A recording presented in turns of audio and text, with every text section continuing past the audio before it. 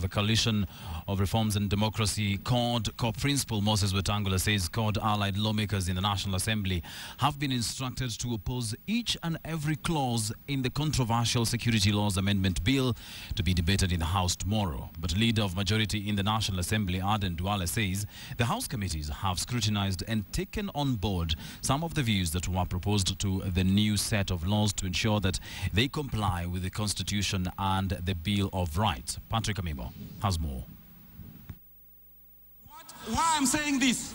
Members of the National Assembly will Thursday hold a special sitting to debate a raft of security laws that the government intends to amend in order to rein in terror.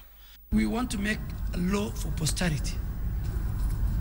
Security law that will protect the lives and the property of our people, but a law that again will defend the rights and the gains that we have made in and under the new constitution. Some of the proposed amendments are highly contentious and have been criticized by the civil society, opposition and media as draconian. For instance, the National Intelligence Service will be allowed to eavesdrop on phone calls, intercept communication and conduct searches without warrants. The Justice and Legal Affairs Committee is now proposing to move an amendment during committee stage where a person who publishes, broadcasts or causes to be published or distributed through print, digital or electronic means, insulting, threatening or inciting materials or images of dead or injured persons which are likely to cause fear and alarm to the general public will be liable to a fine not exceeding 5 million shillings or 3 years jail or both on conviction.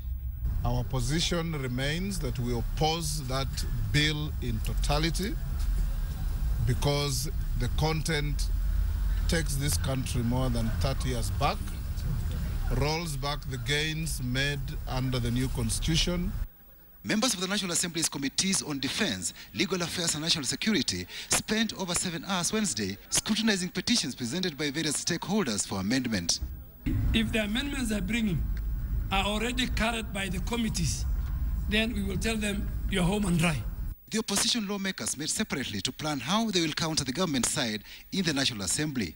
We have firm instructions to our CORD members of Parliament in the National Assembly to oppose each and every clause tomorrow on the floor of the House. Chairmen of the various committees will harmonize amendments in their docket before moving the proposals on the floor of the House during the Committee of the Whole House. That matters that are unconstitutional have been properly addressed. Matters that touching on human rights have been properly and adequately addressed. To those amendments we think and believe are just sugar coatings to make the draconian law look sanitized. Apart from debating provisions in the security bill, members of the National Assembly will also debate a report on the Committee of Appointment, which last week vetted Kajiado Central MP Josephine Kaiseri for the position of Cabinet Secretary for Interior.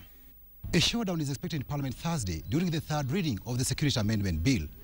The government side has promised that the amendments proposed will ensure that the Constitution and human rights are protected. However, the opposition side is suspicious of the government. Patrick Amimo, KTN, Parliament.